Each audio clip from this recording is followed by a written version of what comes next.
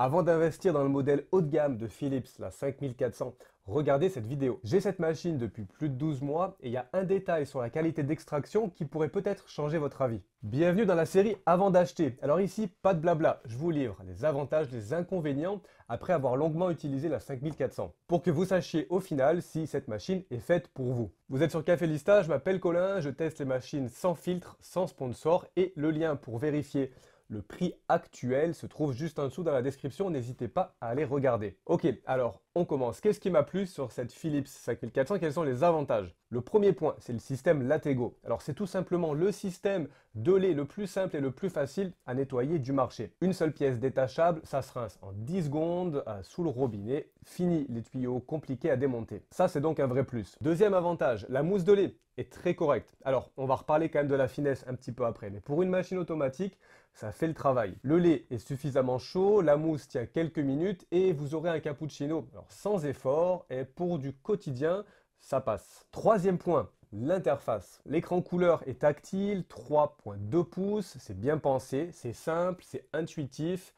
Même pour vos enfants ou vos parents s'y retrouveront du premier coup. Cette machine a 12 boissons disponibles. Elle a aussi 4 profils utilisateurs, un profil invité. Les pictogrammes sont plutôt bien pensés, sont clairs. Ça nous change des boutons classiques et ça fonctionne bien. Quatrièmement, c'est une machine qui est vraiment parfaite pour la famille. On a un bon rapport qualité-prix, elle est assez compacte. Comme je vous l'ai mentionné, 4 profils, donc c'est parfait pour tout le monde. C'est donc une machine qui est complète et qui peut satisfaire, je pense, tout le monde au quotidien dans la maison. Et d'ailleurs, si vous voulez optimiser dès le premier jour cette machine, je vous ai préparé une fiche résumée avec les bons réglages. Pour la télécharger, c'est gratuit et le lien se trouve juste en dessous.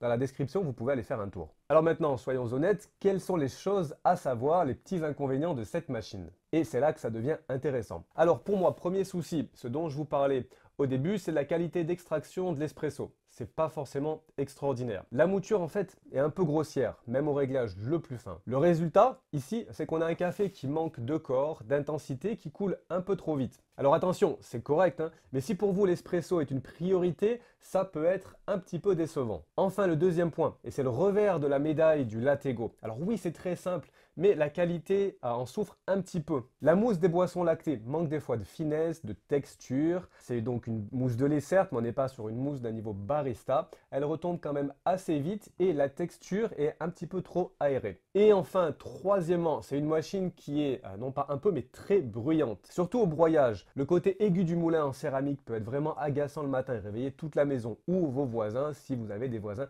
sensibles. Alors j'ai mesuré cette machine, on a un pic à 72 décibels, mais c'est surtout le côté aigu, la signature sonore qui est quand même assez désagréable.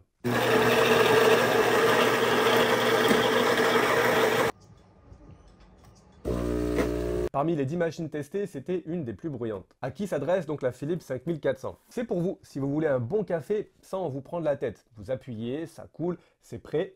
C'est correct. C'est pour vous aussi si vous cherchez une machine simple, pas de complications, pas de réglage ici à n'en plus finir, une interface simple et facile à prendre en main. C'est aussi une machine pour vous, si vous êtes une famille, plusieurs personnes, une machine qui fait un petit peu tout avec plusieurs personnes donc à la maison. Par contre, passez votre chemin si pour vous, la qualité de l'expresso est vraiment le plus important. Et la 5400, alors une petite mention quand même spéciale pour le dernier modèle 5500 qui est sorti, on a 20 boissons, au lieu de 12, une technologie Silent Brew qui est censée réduire de 40% le bruit du moulin, des boissons glacées. Donc si votre budget le permet et que vous trouvez par exemple une bonne promo, ça peut être une évolution logique. Cela dit, la 5400 reste une très bonne option, surtout si vous la trouvez en promotion. Dans ce cas-là, le rapport qualité-prix peut devenir encore plus intéressant. Le verdict, au final, cette machine, c'est vraiment la machine famille par excellence. Un rapport qualité-prix qui est très bon, un écran, une interface qui fonctionne bien.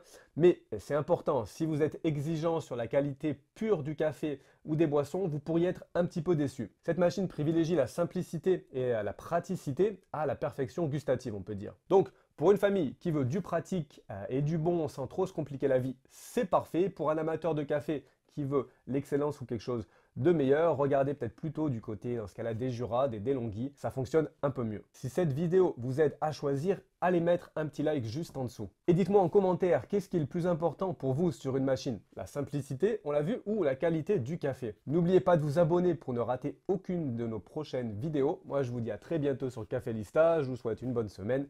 Ciao!